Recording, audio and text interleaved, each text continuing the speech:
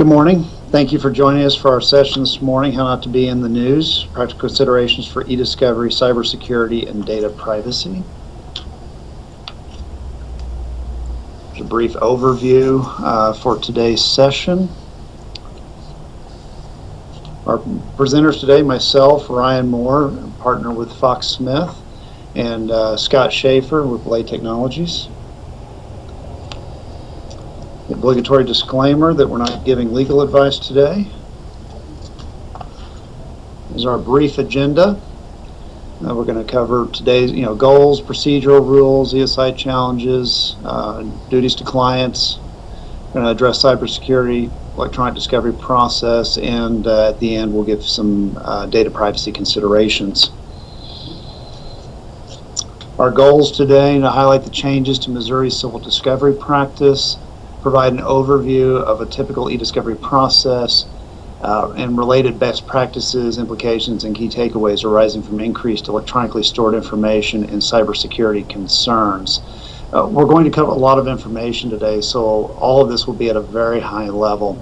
The overall goal is for you to see the intersection between these areas. Should you want a deeper dive into any of these topics, Scott's and my contact information will be provided at the end of the presentation. So let's just dive into the procedural rules. So when we talk about ESI, what do we mean? We're referring to electronically stored information. That's anything stored digitally. Note, this is not limited to information originally generated by software. But there's something more here too. We're also talking about metadata and hidden data. Metadata, quite simply, is data about data. So author, last saved date and time, device ID, user ID. There are literally dozens of fields of metadata that can vary by software application. Hidden data is user-entered information that is hidden from view. So for example, think about comments on a cell to an Excel spreadsheet. They're typically hidden until you hover the mouse over it and then you can see what someone typed into that cell. Generally, you should consider metadata and hidden data to be discoverable, and so it should be preserved. So the procedural rules will vary by jurisdiction. I've given you the years that the rules were first passed for the federal rules, Illinois rules, and Missouri rules of civil practice. Here for Missouri, we're going to be talking about SB 224. To highlight those changes. Now, keep in mind these changes are relatively recent, and so Missouri case law addressing ESI directly is limited. However, the revisions in SB 224 are very similar in substance to existing federal rules, so you may be able to leverage federal decisions as persuasive on a given issue. Cautionary note. As some of you may be aware, there is a question as to whether SB 224 in fact changes the civil procedural rules. The Missouri Supreme Court's website states SB 224, quote, purports to amend, end quote, the rules affected by SB 224. For this discussion, let's assume SB 224 amends the discovery rules. So Rule 56.01, the scope of discovery, a few changes of note. ESI is expressly included now, proportionality language is added. And it excludes ESI that's not reasonably accessible unless good cause is shown. So paragraph A, discovery methods, as I mentioned, it specifically includes ESI, but that's limited by paragraph B1 now with proportionality, and as we'll see a little later, that's a multi-factor test. And it's further limited to the needs of the case considering the totality of the circumstances. Paragraph B3 limits ESI if not reasonably accessible due to burden or cost, and keep in mind that the burden remains on the party resisting discovery. This issue is likely to arise when considering production from legacy or backup systems, but could also arise in other contexts such as mobile devices. As I mentioned, proportionality is a multi-factor analysis, and the factors considered are set out in the rule, and they're presented in the slide for you here. If you're resisting discovery on the basis of proportionality, address as many of these factors as possible. It's not going to be sufficient to simply say it's too expensive and so it's overly burdensome. If it's too expensive, then touch on the party's resources, the amount in controversy, or the lack of benefit to the litigation. And also note that the rule lists these factors stating including but not limited to. So this list is not exhaustive. There may be other factors, case-by-case basis, that you want to raise. Also, when you're challenging or pushing back on discovery, you should consider offering alternatives where possible, including similar information from other less expensive sources of ESI. This falls in line with making it easy for the court to rule in our favor. That said, larger technologically sophisticated companies are going to have a difficult time claiming burden due to access to resources in any case.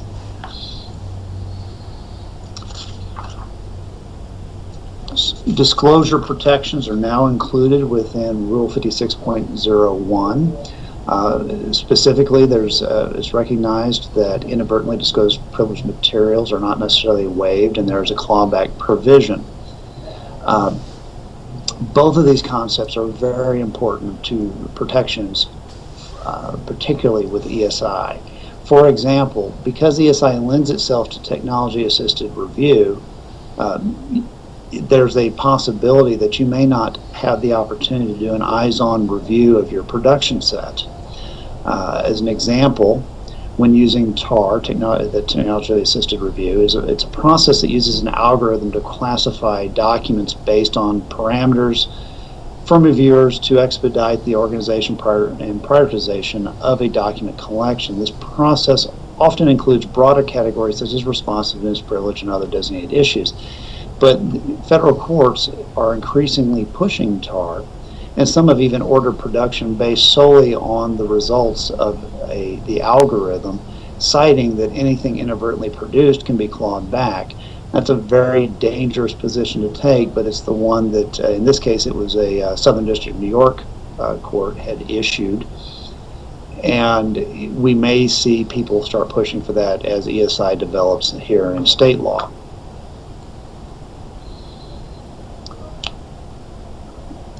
Now consider Rule 58.01. There's been some changes there as well. For example, expressly includes ESI for production and inspection requests. Out of hand, plan on objecting to inspection requests related to ESI.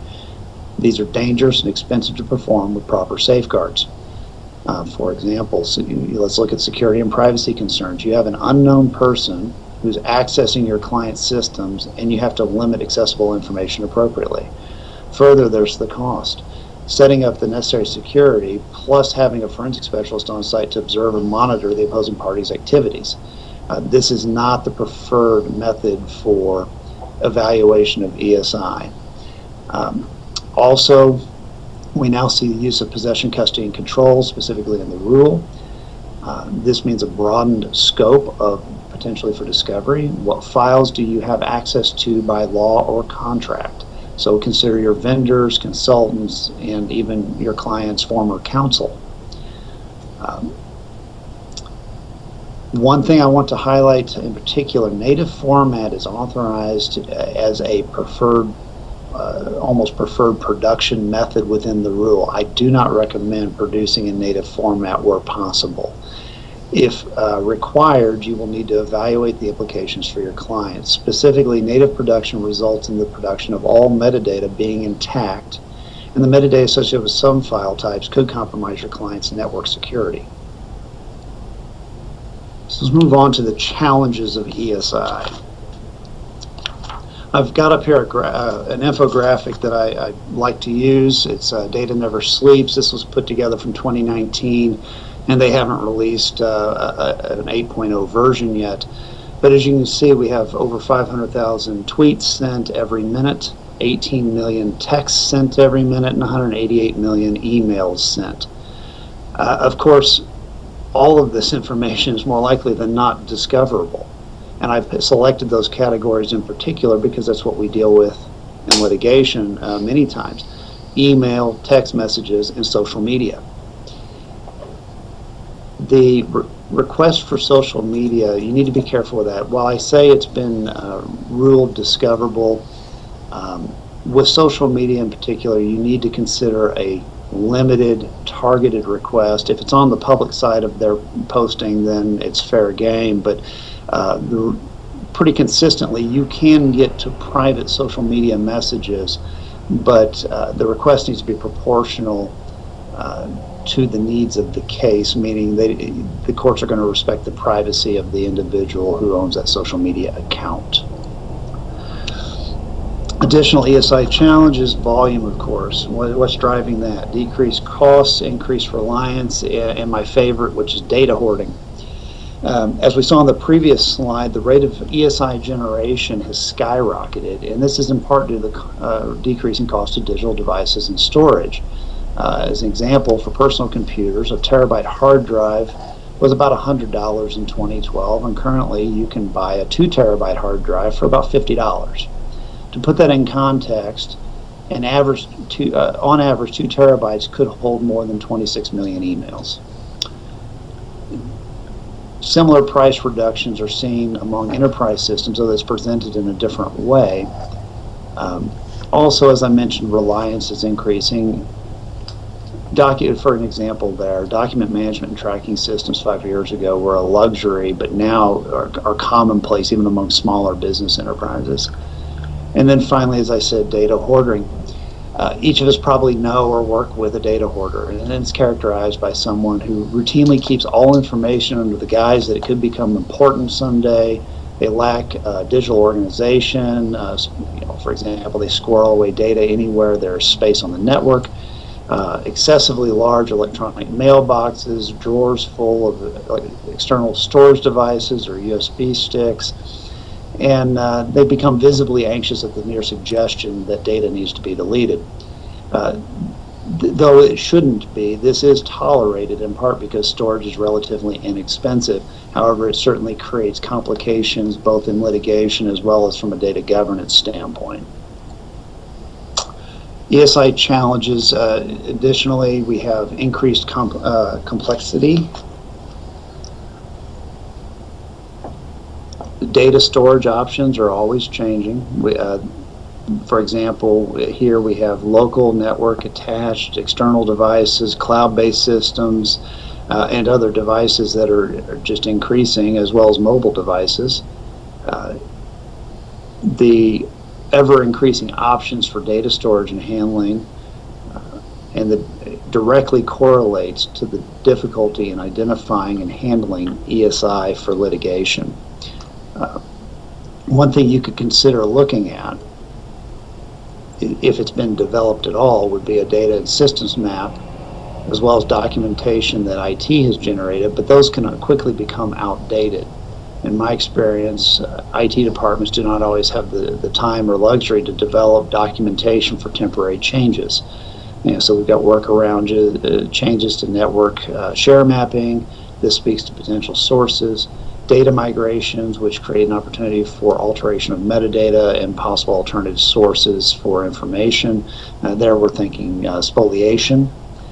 And finally, HR, legal, business, and IT, they tend to be siloed. Each has a job to do, but they don't always appreciate or understand how one affects the other. Nor do they always appreciate the obligations imposed, whether by regulation or litigation. I've got a quick cartoon for you. I'll leave that up for just a moment so you can read it. Who presents as the speaker does. And that moves us into the duty of technical competence. This is ABA Model Rule 1.1, Comment 8. For Missouri, it's found at 4-1.1, Paragraph 6. And Missouri's rule quotes this language. A lawyer should keep abreast of changes in the law and its practice, including the benefits and risks associated with relevant technology.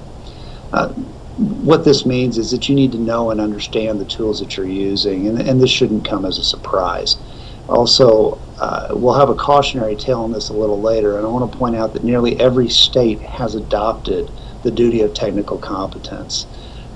This graphic shows all the states in blue. Those states have a duty of technical competence incorporated into their professional rules governing the practice of law, and you'll note that all of the states that border Missouri have adopted such a duty. As I mentioned, we'd have a cautionary tale. This is a client data breach. It was in the news back in 2017. It involves Wells Fargo. It resulted from improper handling of ESI, affected 50,000 of Wells Fargo's customers who were not related to the litigation in any way, and triggered breach reporting for Wells Fargo as a highly regulated financial institution. This lawsuit that resulted in the breach was a former employee of Wells Fargo had filed a defamation suit against a current employee. So note, Wells Fargo is not even a party. Wells Fargo was served a subpoena for communications and related documents. What was reported was that Wells Fargo's outside counsel had used a vendor and a review platform to comply with the subpoena, and apparently due to unfamiliarity with the tool, a significant number of documents were inadvertently produced. Also important to note in this matter, at this point, neither a protective order or a confidentiality agreement was in place. So let's talk about how this breach could have occurred. This is a screenshot, a partial screenshot of a review tool I use in my office. This number here, 12,574, tells you the number of documents within the data set. And then there's a grid size, and it's 1,000, that tells you how many records are currently within the set you are viewing. So when you come to the end of this list, there are still 11,500 records to view, and you have to move to the next list. Someone who's unfamiliar with that would have concluded that the review was finished, there were no more documents, and that's what, in fact, what happened here. They produced, not having reviewed the majority of the documents. The lesson here is, again, know that your tools, but also as belt and suspenders approach, you should really obtain a protective order that outlines production and confidentiality where sensitive or protected information is going to be produced, even if that's going to be redacted. In some instances, that protective order could serve as a shield to avoid breach reporting, or at least minimize the impact of the breach such that you might be able to avoid potential penalties. The duty to safeguard information. Not only does this example I've presented with Wells Fargo implicate the duty of technical competence, but also the duty to safeguard our clients' information. This is ABA Model Rules 1.6 and 1.9. A full discussion of this issue is really beyond the scope of this presentation, but ABA Formal Ethics Opinion 17-477R is a good place to start if you would like more information. 1.6 and 1.9 as they relate to evolving technology. Another reality of the modern practice of law is these obligations necessitate the implementation of proper cybersecurity practices. So with that, I'll turn over the presentation to Scott for a general discussion surrounding cybersecurity. Well, thanks, Ryan, and hello, everyone. My name is Scott Schaefer. I'm the Chief Information Security Officer with Blade Technologies in St. Louis, Missouri, and I will be leading us through a quick look at cybersecurity and the potential threats facing law firms. Well, law firms are increasingly targeted, and we've seen this is nothing new. We've seen this the last few years. It seems that more and more of the bad guys are going after law firms. The FBI has issued multiple warnings about this and considers the law firm as a one-stop shop. And what do we mean by that? Well, it's kind of like a box of chocolates. You don't know what you're going to find when you breach a law firm. You could find medical records, you could find financial records, intellectual property, so on and so forth. The ABA's 2019 survey on data breaches tells us that 26% of all law firms have suffered a breach. That's up 3% from the year before. But what's even more interesting or frightening, from my perspective, is that 19% of the respondents reported that they have no idea whether their firm has ever experienced a security breach. And it's very difficult to protect yourself from something that you don't know about. Again, why law firms? Lots and lots of records, all very nicely organized, alphabetized, and easily identifiable. So it's a gold mine for a hacker who's looking for this type of information. We mentioned some of the confidential financial, trade secrets, and other types of information you may have. Also, one other thing we see with law firms, there is a lower percentage of security measures going on. And what I mean by that is that, according to the ABA survey, less than half of the respondents use file encryption, 44%. Slightly more than a third use email encryption, 38%. And even fewer use whole or full disk encryption, 22%. So what this means is that the people that aren't using encryption, and all three of these ideas are based around encryption, it really leaves you open for all kinds of different types of attacks. We're going to talk about that in a bit. But the question I have for you is, do you know where your information resides? It could be on notebooks, it could be at people's homes, it could be on your servers, it could be all over the place. And we'll talk a little bit more about potential sources of information a little bit later in the presentation. Now, cybersecurity for you, it's not just your data, but it's also your network, your application security, your compliance, all these different sorts of things. And what could be affected if you were breached somehow is pretty obvious. Your data, money. Money's a good one. The bad guys always like money. And that's where you see a lot of scams go around. And of course, liability and reputation, which may be the worst thing of all in that regard. So why would they choose you? Cybersecurity doesn't discriminate. Think of it like a burglar walking down a street and trying doors and wiggling knobs and so on and so forth. So there's a lot of risk out there. It's not just the bad guy, whoever that is, the bad guy in the basement in East Asia somewhere that's trying to hack your system, but your vendors can certainly be a threat. Managed services providers, for example, people that take care of your network, they will have all your passwords documented somewhere. And they're also a big target for the bad guys because the bad guys know that they have all these credentials for all these different customers. And so that would be a very, very big plum for them to be able to breach. Clients, of course, are always a threat. You never know when they'll accidentally send you a document that has some malware attached to it, these sort of things. Employees and insider threats. What we find, more of the cybersecurity instances that I've had to report on in the last year or two have been more insider threats than I have seen in the past. Don't have any hard numbers on that. But what I mean by insider attacks is perhaps somebody's leaving a company, and perhaps that person is a sales executive, and they take a list of all the clients and everything they took from one company to a direct competitor and so on and so forth. So that'd be kind of an insider threat. Some nightmares you can have, and it's hard to say which one's worse. And I've actually worked with my customers through all of these different types of situations. Payment sent to a fake vendor. I had a client that almost sent, they were caught at the last second, $2 million to a fake vendor.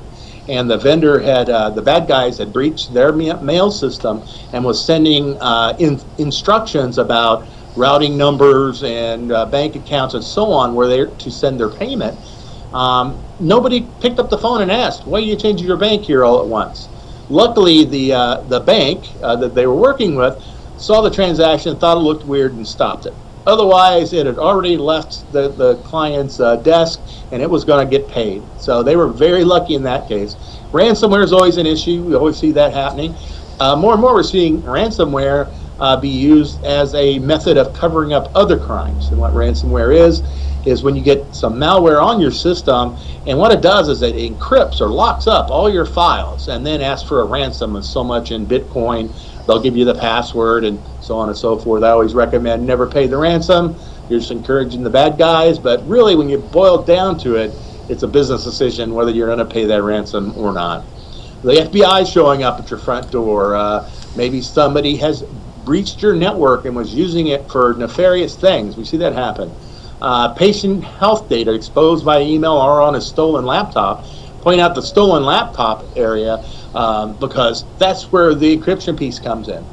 With my devices, for example, are all encrypted.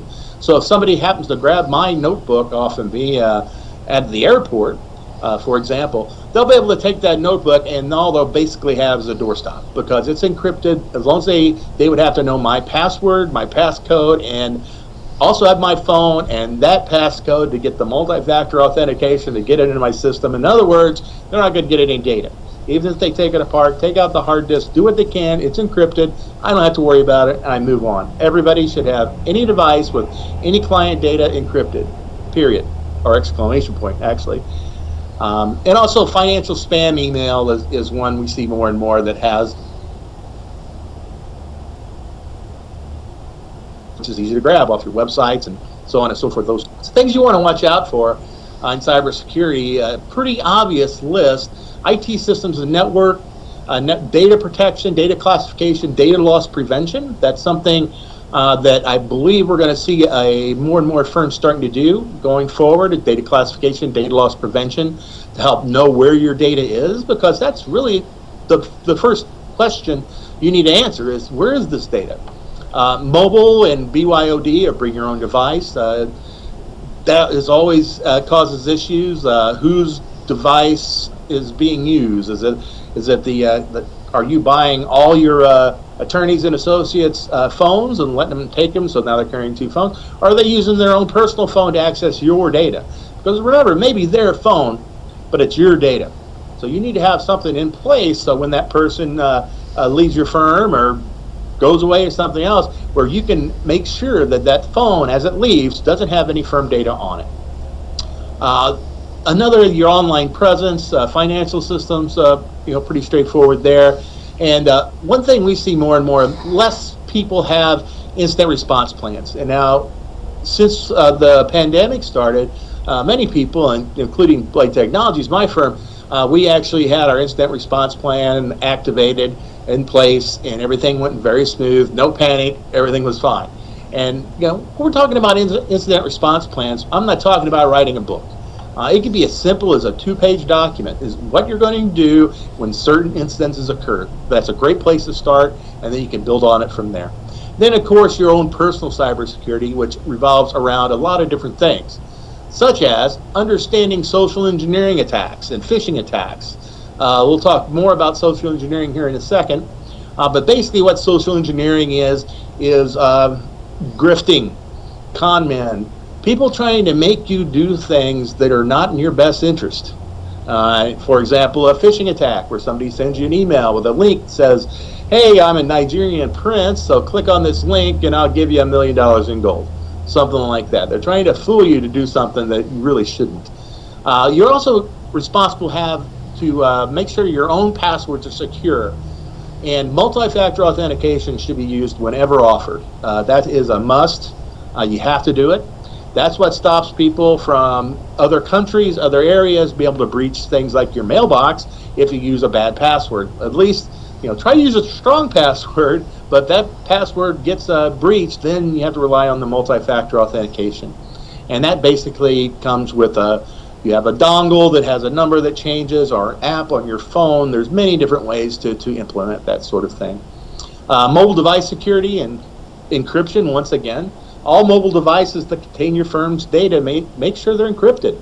If that phone gets lost or that tablet gets lost and that data isn't encrypted, that means anyone who picks up the tablet, it's a fairly easy thing to be able to get in there and take a look at the data and grab it from there. And that's what you don't want to do. Don't ever connect up to an open Wi-Fi hotspot unless you're using a VPN client. That's the caveat.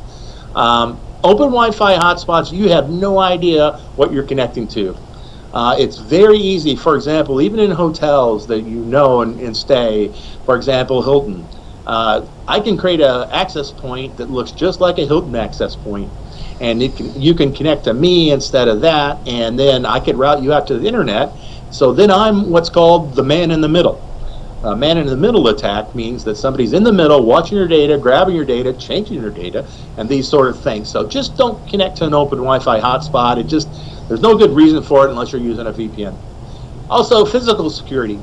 Don't forget about those things. When you get up from your workstation, lock your workstation. In Windows, that's Windows L. Hold down the Windows key, hit L, the machine's locked, walk away, do what you have to do. I have my phone paired with my system, for example, so whenever I walk away from my computer, it automatically locks itself, because I sometimes forget to do it myself. So this way, it makes sure it's locked.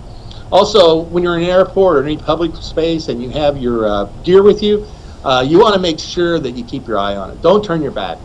I've heard many stories of people who turn their back for just a second and they turn back and their notebook's gone. And once it's gone out of your sight, it's probably gone for good. A little bit about phishing. This is when an email comes in purported to be from a friend, a business partner, a colleague, a Nigerian prince, something like that, and it frequently has links embedded in it that you click on, you go somewhere, or documents and these sort of things. So if you get a document from somebody and you weren't expecting it, it's in your best interest to either pick up the phone or use some other communications. Contact this person, make sure that this is valid. A lot of times these phishing messages, they give you a story that's very compelling, that asks for help urgently. I had one case recently where somebody was trying to spoof a customer of mine, and they had already breached the network and knew that the CEO was going to be on an airplane to Thailand over the next 12, 14 hours. So they waited until he was just getting ready to be in the air, and then tried to get the CFO to send a check to a fake vendor, right, trying to rip them off. And they wouldn't have had a chance to actually check with the CEO because the CEO at this time was in the air.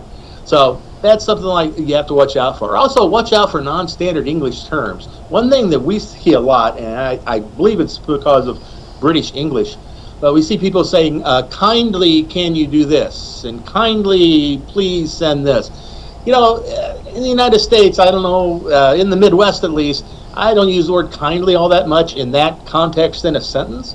And that all the time, every phishing email that I have seen over the last few weeks has the word kindly in it, and that's just the way it is.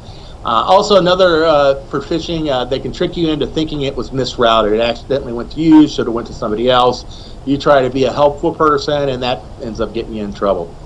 Another example here that we see a lot is something from FedEx, or you see it from FedEx, you see it from your bank, these sort of things. FedEx one here, this example. You'll notice that the from address is kind of like a weird address you normally don't see, and it's a .hu address, which is Hungary.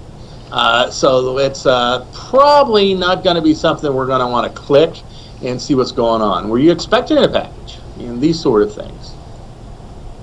You also see a lot of strange from addresses in this one here, asking for urgent action, need this happen right now, doesn't have a whole lot of specifics, and there's no contact information. So, if you're not sure about this, this would be one I probably would really hesitate to click. Now, avoiding phishing attempts, just don't click on any unrecognized link in an email. If you're not sure, call the person who sent it to you. That's the easiest way to do it, to find out. Don't open up any unrecognized attachments. If you get sent a document and you didn't ask for it, call the sender and make sure, just to be certain. Nowadays, we're seeing less and less documents being emailed around because we're all using more web-based sharing and so on and so forth. But still, you have to watch out for these sort of links. Now, I told you we'd talk a little bit about social engineering, and we can do that now. Social engineering is the art of manipulating people. And hackers and other bad actors always use social engineering because it's easier to exploit our natural inclinations to trust than to use other ways to hack our systems. So, for example, it's much easier for me to fool you into giving me your passwords than me to try to, set in a basement and hack your systems and all that stuff. It's a lot easier if I can just fool you, right, and get that information. You see that more and more. IRS phone calls looking for that information. Phone calls from Microsoft offering to fix a problem on your computer. I know of 3 incidences in the last month of that happening to people. I think maybe because more people are working from home right now, this is becoming more lucrative. Obviously, they wouldn't be doing this sort of thing if they weren't making money.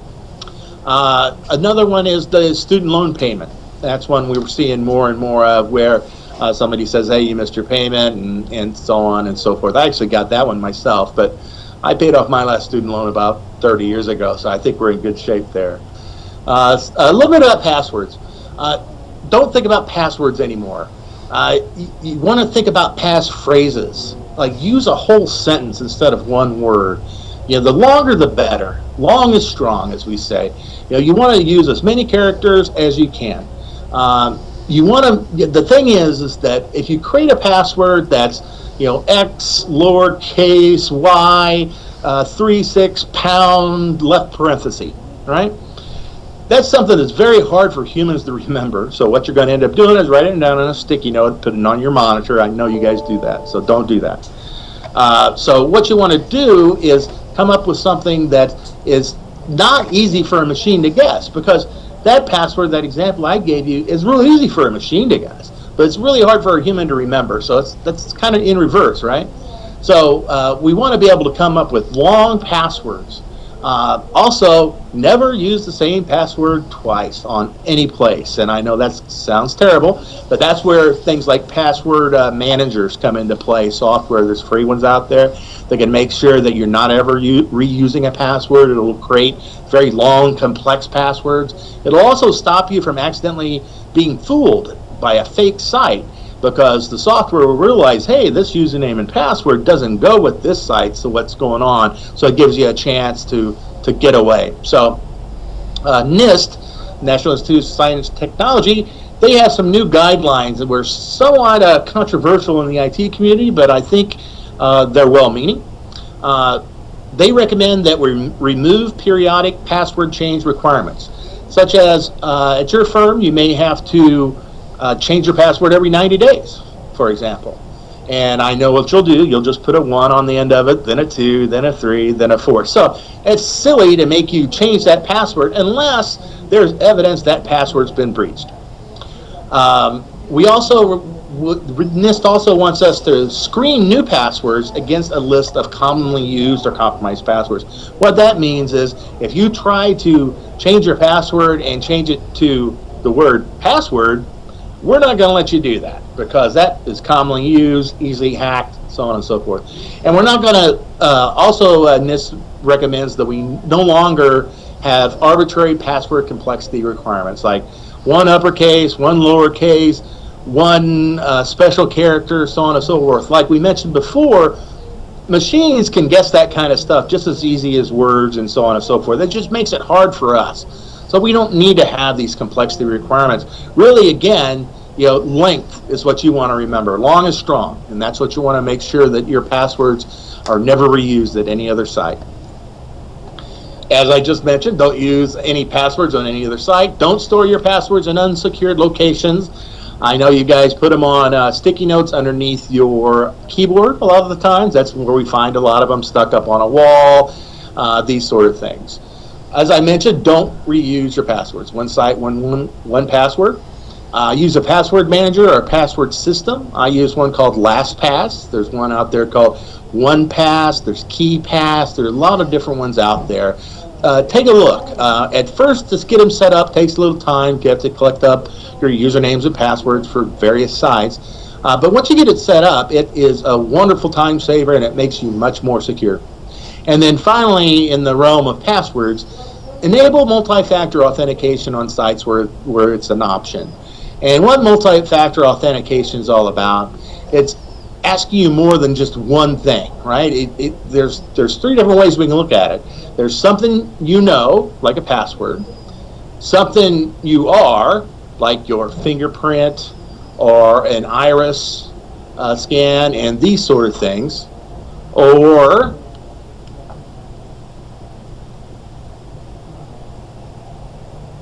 something you have. For example, a device, your mobile device, for example, could have an app on it that has a constantly changing number that you can use, and be able to have that be your second factor. So whenever you can enable multi-factor authentication, please do so. It's going to be good for you, and the less targets that the crooks have, the better off we'll all be. Mobile devices, a few extra things on that. Strong passwords there for sure. Encryption, once again. Keep it up to date.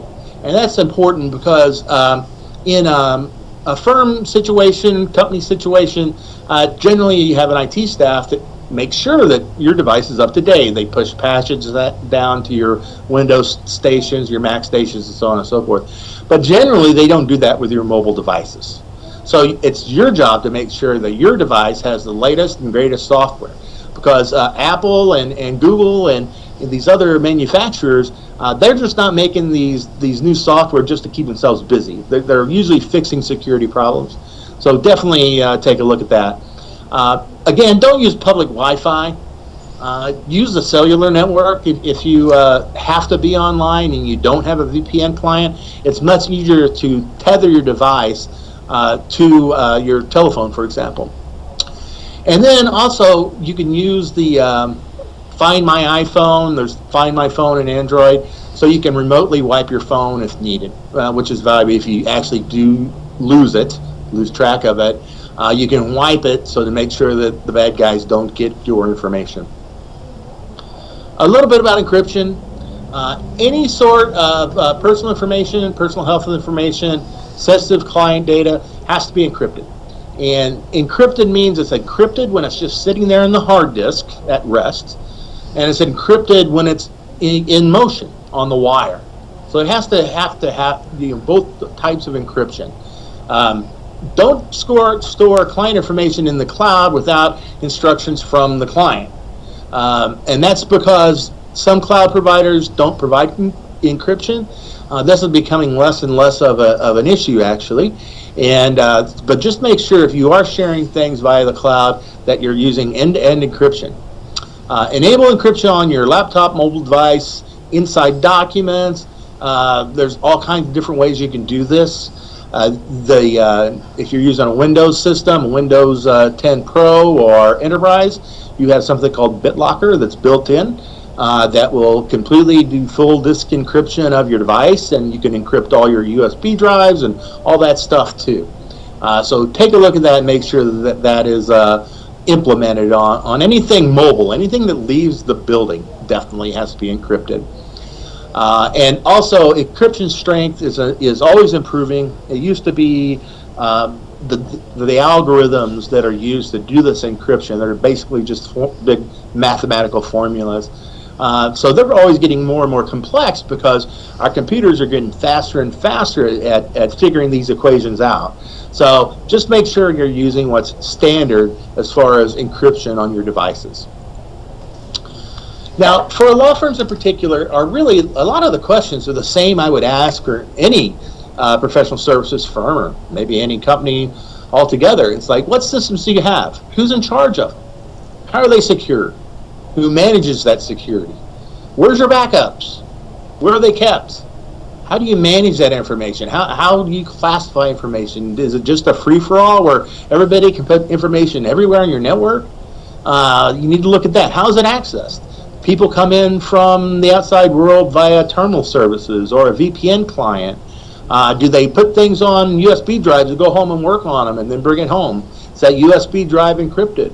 These sort of things. Who manages all this?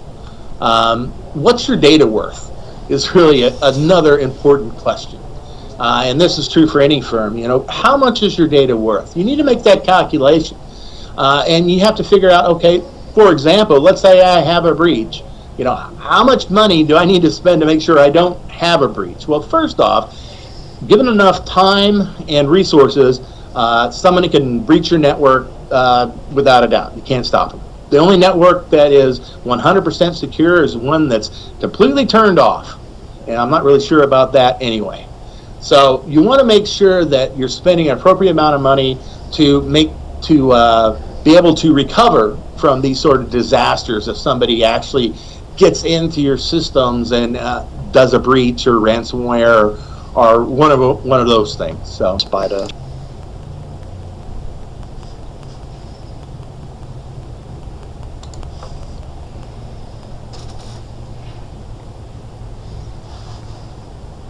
we're going to turn now to a discussion of the actual e-discovery process. This slide is an infographic that's called the e-discovery reference model, or the EDRM, and it's really a life cycle document from information governance on the left all the way through presentation at trial on the right. But it serves as a good tool a framework from which to understand this process. And the model itself includes, as I mentioned, information governance, but also identification, preservation, collection, processing, review and analysis, and production of the materials. If you want to look at this a little further, you can go out to edrm.net, and they have some white papers built around this process.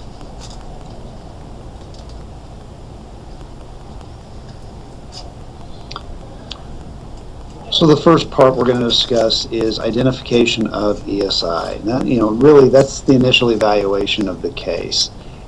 It's the same as with paper documents. You need to figure out what's going to be relevant information for your lawsuit, and that process really isn't any different in terms of understanding the substance.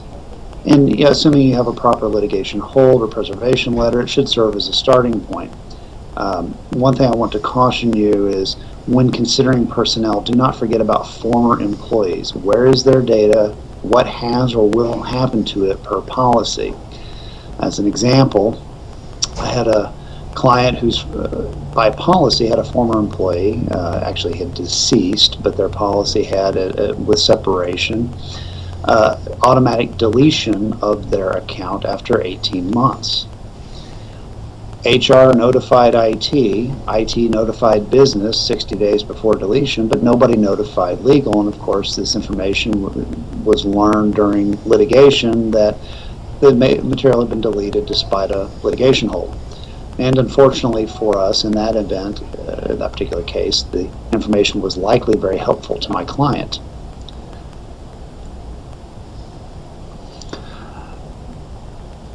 So with the identification strategy, you want to consult custodians and try to narrow the data as appropriate by date and topics, and develop search terms to assist. As you can see, the scope is limited by the rule. So we're talking about relevant, non-privileged matters related to a claim or defense and proportional to the case. It also excludes information that be cumulative or duplicative, or that's not reasonably accessible. But I want to caution you here, you cannot fail to preserve information because IT says it's too expensive, or you believe it is excluded under the rule. It can be obtained if a showing of good cause is made, so absent an order or an agreement to the contrary, the information should be preserved. And the theme throughout all of this is going to be defend your actions, which means document your process. At each step, you're going to want to document what you're doing and how you're doing it. So here, who was involved, what their role was in the strategy, what approach was taken and why, locations that were searched, locations that were not searched for one reason or another. Maybe it was a legacy system or it's a disaster recovery site, and how the search itself was performed. You're going to want to evaluate your client's data management to have a better understanding of where ESI, potentially relevant ESI, might be stored. So here we're talking about engaging necessary personnel so that you can engage in that process. So HR, legal, key witnesses, IT, and RIM, or Records Information Management personnel, if your client happens to employ such people. And it's also very helpful to have a generic checklist from which to work. This is something that IT can help you with, as they should know the various storage locations on and off network. And use available information to tailor that generic checklist. So the complaints, preservation notices, case evaluations, discovery requests, discussions with responsible personnel, all of those things can be helpful to tailor that checklist. Other considerations for identification of ESI include how many devices, are they local, is it a mobile device, is it on network, do you have any proprietary software? Do you own the responsive data as a big concern? Is it through a limited license only? Depending on the scope of your licensing agreement, you may need an order to produce just to protect your client in order to produce that information on license. I'm going to turn the presentation over to Scott to provide some detail around common types, sources, and locations of ESI. We're going to talk a little bit more about electronically stored information, ESI, and what types there are.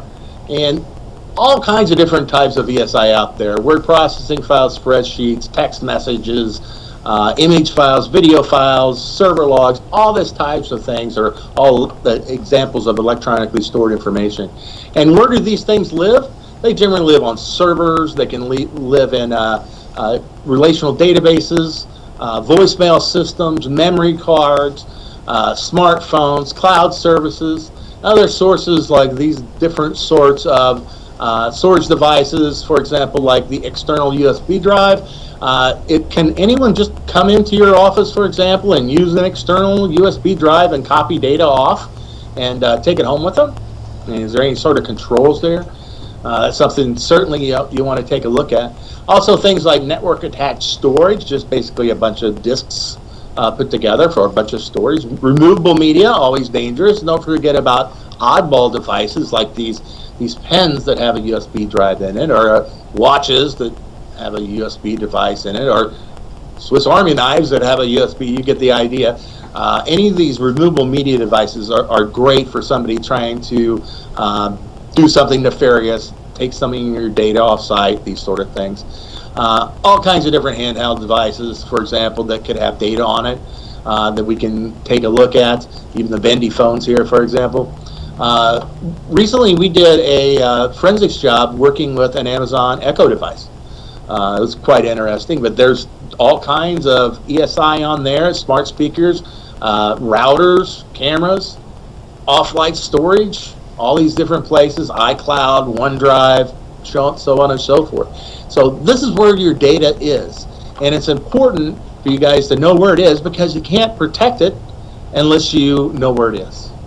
I'm going to switch it back over to Ryan now for his section. Continuing to follow the EDRM, the next point of discussion is preservation of ESI.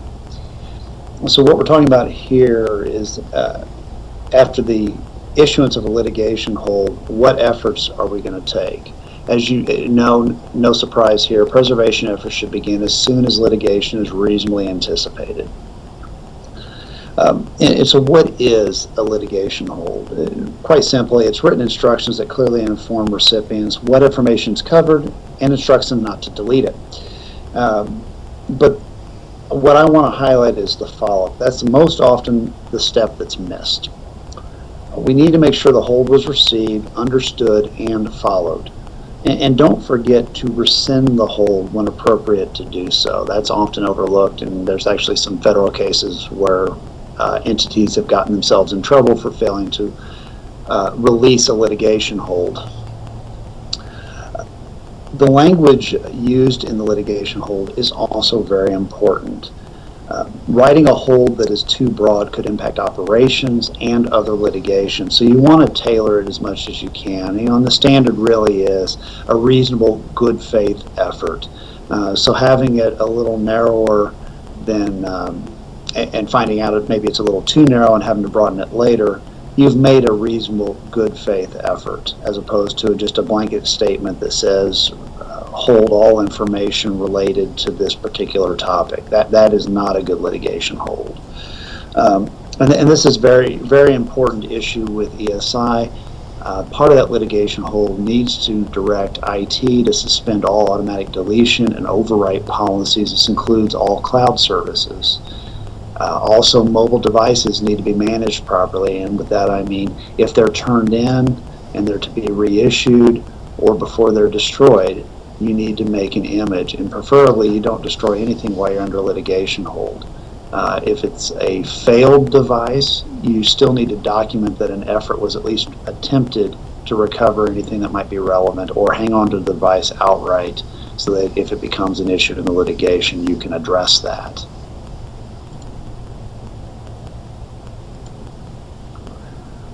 A few additional considerations. As the case develops, you should refine your litigation hold.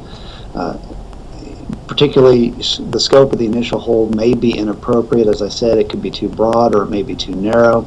And you'll really be able to do more to develop this as you look at the discovery requests that are ultimately issued to you. And then document your preservation efforts. Who, what, when, where, and why. Include not only what was preserved, but what was not. For example, there may be some routine data deletion that you simply can't preserve, Slack data or other categories. There may have been hardware failures and nothing was recoverable because of a power surge. Or you may have lost data due to malware or viruses and it's simply not recoverable. Document those things so that you can show you made a reasonable good faith effort and these things were out of your control.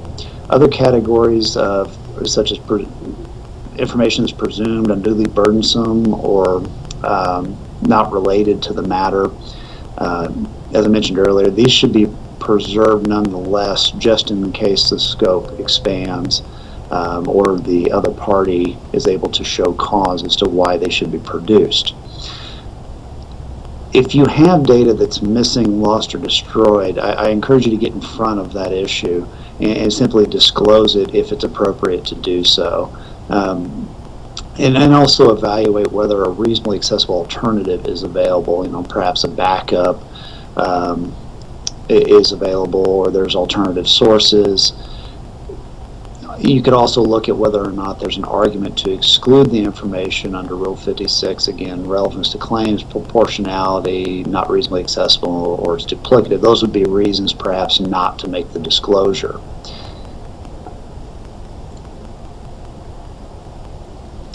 With that said, let's talk a little bit about examining hard disks.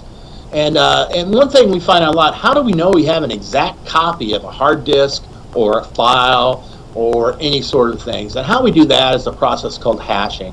And essentially, it's just a big formula, an algorithm that takes all the little ones and zeros that make up a file, because it's binary, right? Takes up all that information, runs it through a algorithm, and gives you returns a certain number back, right? So this is, if the numbers match, it's an exact copy of the file. If not, it's not. For example, let's look for this. Look at this one here.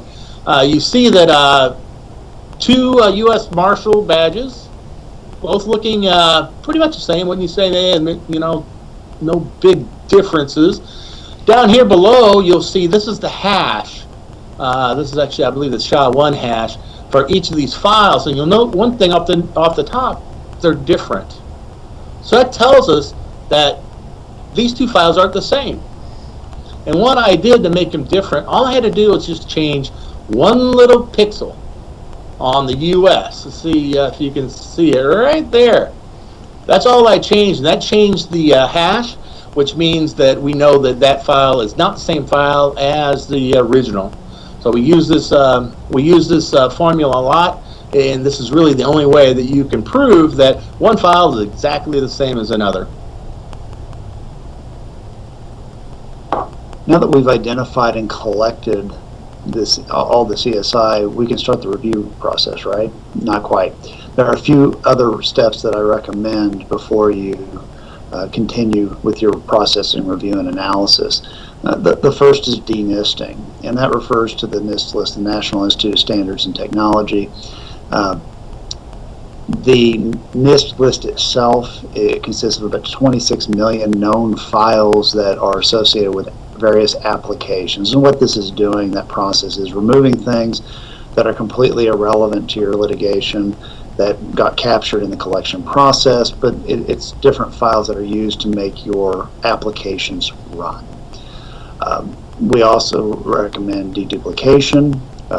There we're using a filtering process that's using a forensic marker, usually MD5 hash or SHA-1, as Scott talked about earlier with the forensic markers.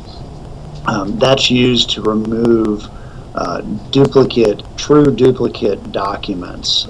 There's other ways to do it. In some processes, it will actually do it at a binary level, but that's not necessary for litigation purposes.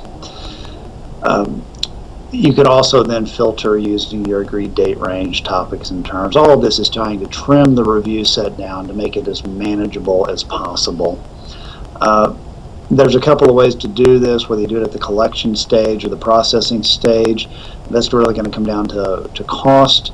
If you're hosting the data, you want to send as little as you can to the hosting or the host provider, because they usually charge you per gigabyte for hosting. However, by doing that, you are now removing information from the data set, so you don't have a complete data set. If you're able to avoid hosting fees, I strongly encourage you to do this after collection so that you always have a complete, unedited, unaltered data set to go back to. And then try to secure an agreement in advance with opposing counsel as to how you're going to handle known problematic file types. And what I'm talking about there really is, for example, databases.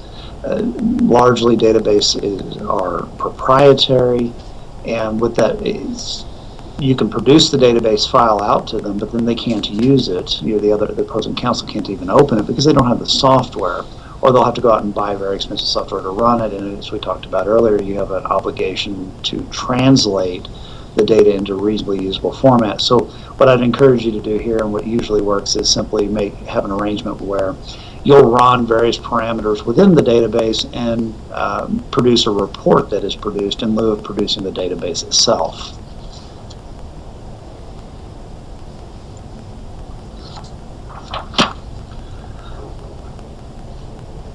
The final QC of your data set, after you've processed and reviewed and determined what might be relevant, should include a PII and PHI scrub. What you're doing is looking for sensitive information, because regardless of policy, some employees will still use work systems for personal matters. Sometimes it's because they view the employer's email system to be more secure than Google. So as a courtesy to them and to meet our obligations, you should really check for things such as social security numbers, online banking information, medical information. They may have personal litigation. Unfortunately, sometimes you may find compromising information in their email accounts, and that should be removed as well.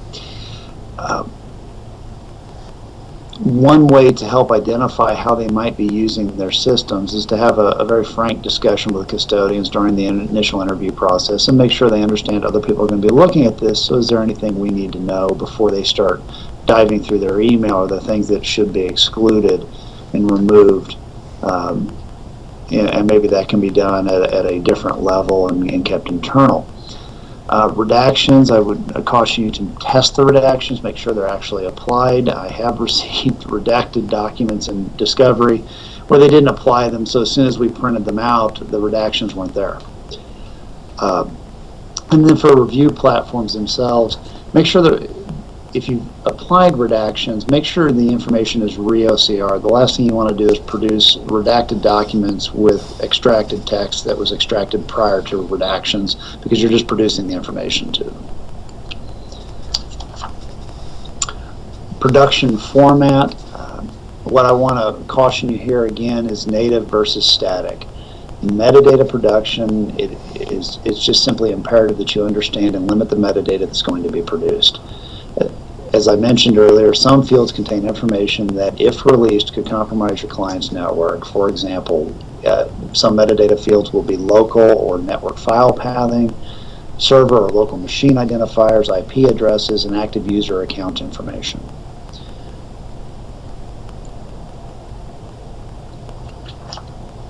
Finally, we've discussed documenting the process throughout this presentation, so consider using a protective order or a production protocol to complete that process. In this way, you can memorialize the agreement of the parties, and this will function as both sword and shield later for your obligations. Within either of these documents, consider putting in the scope of what has been agreed to, identifying the sources to be excluded, sources that were agreed to be included, agreed search methodologies, authorized denisting and deduplication, so there isn't any confusion or disagreement on that later. Your production obligations, any special designations such as confidentiality or attorney eyes only, the redactions, when they'll be applied, and then finally include any modified clawback agreement you might have if you decided the rule was not appropriate and you negotiated additional terms. So now let's turn to the intersection of all this work with data privacy. I'm going to touch on this briefly. And the intent is not to discuss compliance, but to present considerations when handling information and discovery. All 50 states have enacted some form of data privacy regulation, and of course the Fed has a myriad of data privacy rules. Some of those are Stored Communications Act, Electronic Communications Privacy Act, Fair Credit Reporting Act, Gramm-Leach-Bliley, Sarbanes-Oxley, and perhaps most commonly known as HIPAA. In addition, both Missouri and Illinois have passed various data privacy laws, and in fact, Illinois is one of the strictest in the country. As a general matter, these laws typically define who's covered, what information is covered, what constitutes a breach, notice requirements, penalties, and exemptions. This list that's on the screen now is common types of PII and PHI that's generally covered by privacy statutes. And note, some of these may only be covered if released in conjunction with other identifiers.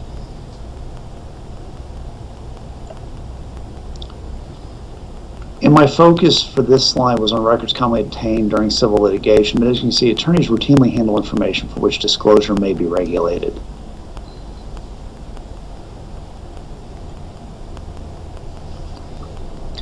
So looking at the federal rules, I want to just touch on HIPAA briefly. It extends to business associates of covered entities. And what I want to caution you is there seems to be some confusion on this, but the 2013 Omnibus Bill extended liability to attorneys and law firms, among others, and extended the privacy and security requirements to law firms working with PHI on behalf of covered entities. So law firms are covered by HIPAA. Breach under HIPAA is defined to include any access, use, or disclosure not specifically permitted by the privacy rule that compromises security or privacy. And breach is presumed unless you can demonstrate a low probability of compromise. So here consider the theft of or loss of an unencrypted laptop versus one that has been encrypted. HIPAA does not create a private right of action. Only the Office of Civil Rights can enforce it, and it does carry with it some significant penalties. So let's look at Missouri. Under the Consumer Protection Law, we have a data privacy rule that applies to Missouri information of Missouri residents, and it covers unauthorized access to and unauthorized acquisition of personal information maintained in computerized form that compromises security, confidentiality, or integrity of the personal information. Note the and. It is not enough to simply gain unauthorized access as with HIPAA. There are notification requirements and penalty. There is not a private right of action. So like HIPAA, this does not create a cause of action that a plaintiff could bring. It puts that authority with the Attorney General to pursue actual damages. And there is, importantly, an exemption here. Data that is encrypted, redacted, or altered in accordance with the statute is specifically excluded from coverage. Illinois is a little different, so let's talk about that. It covers information of Illinois residents, so if you're in Missouri and you are holding information for Illinois residents, you are in. It covers unauthorized acquisition of computerized data that compromises the security, confidentiality, or integrity of personal information. Again, the data must be actually acquired. It is not enough to simply gain unauthorized access as with HIPAA. But that's where the similarity ends. There are special considerations for this particular statute. The provisions of the Act may not be waived. So you cannot have a client who has employees waive these different things. It will not hold up against this statute. And any violation of this Act constitutes an unlawful practice under the Illinois Consumer Fraud and Deceptive Business Practices Act, which means this creates a private right of action, and actual economic damages, injunctive relief, punitive damages, reasonable attorney's fees, and court costs can be awarded. So with that, I just want to reiterate that data privacy laws are special consideration, and I wanted to highlight these for you as you consider how that's impacting e-discovery in your practice. These laws bolster the need for documented agreements and increased use of protective orders as a general matter in litigation, but also have implications for the general management of our practice.